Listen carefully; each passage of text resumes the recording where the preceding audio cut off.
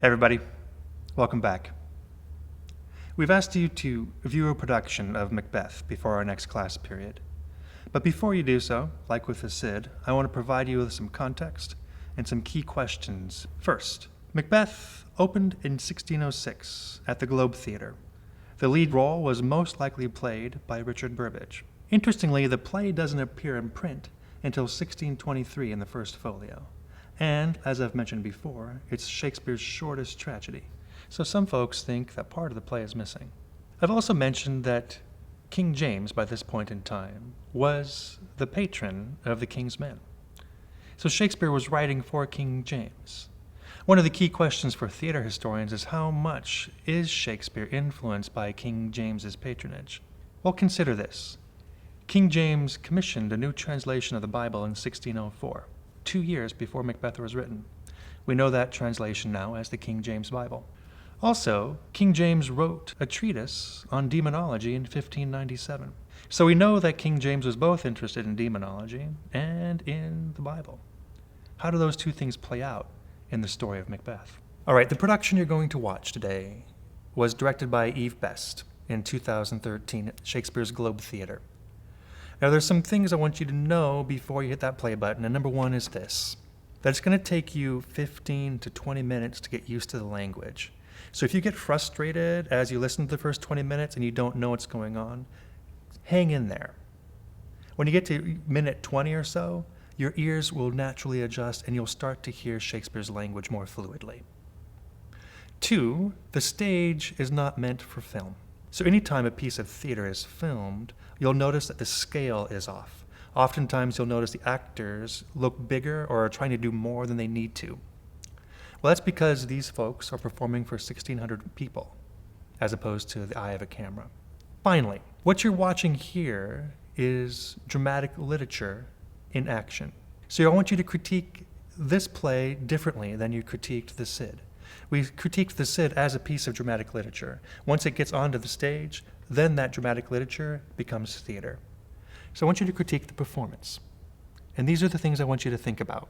1, if we go back to the first day of class, I talked about the tools of theater. And there are 6 tools, right? The actor, the audience, time, space, the human body, and conflict.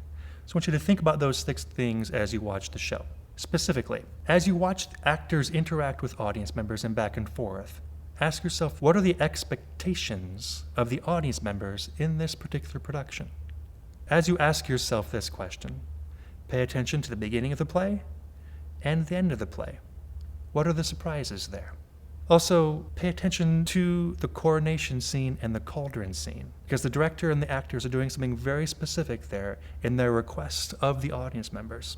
Also, pay attention to the nature of truth on stage, and again, what is expected of the audience.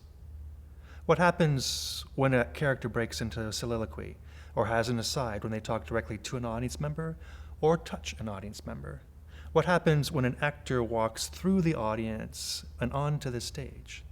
Does that change the nature of the relationship between the actor and the audience, the nature of truth in that moment?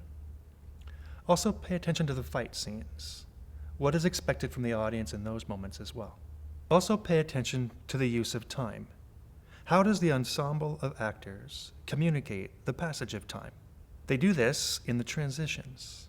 So the question for me is, do the transitions work between one scene and the next? The same exact question can be asked about the use of space. The actor's journey, the character's journey from one location to the next fairly rapidly. And again, most of these things happen in the transition between one scene and the next.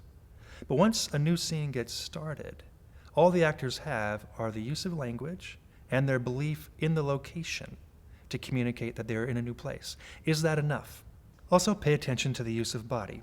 The actors playing Macbeth and Lady Macbeth have a tremendous job ahead of them. They have to begin with characters who are completely normal and in control of their faculties. And both of them digress over the period of the play to a place of severe instability. So how do they use their bodies to communicate that journey from stability to instability? Also, pay attention to the witches. How do they communicate their supernatural nature? And does it work? Finally, ask yourself this question. Which of the bodies in the play are valued, and which of the bodies in the play are disvalued. Number 6 on our list is conflict. So I have some questions here as well. Does the conflict of the play and the plot of the play grab your attention and keep you moving from the beginning to the middle and to the end of the play? Another question. Is the external conflict, the conflict between one character and another on the stage at the same time, is it strong enough to hold your attention? Also, is the internal conflict within a character strong enough? Does Macbeth's battle with himself matter to you? And then finally, is the supernatural conflict, the conflict between good and evil, intense enough to capture your imagination? Finally, comedy. Shakespeare uses comedy in a very unique way in this horrible tragedy. So pay attention to the uses of comedy and ask yourself these questions. Why is the porter scene the most hilarious scene of the play in the spot that it is? 2. Banquo reappears in the banquet scene as a ghost, and the scene causes the audience to laugh. Is that laughter appropriate, or is Shakespeare using that laughter to help reveal truth and beauty on the stage? In short, how is Shakespeare using comedy to both create tension and relieve it? How does the container of the play, the structure of the story, both reveal truth and celebrate beauty, or does it? See you next time.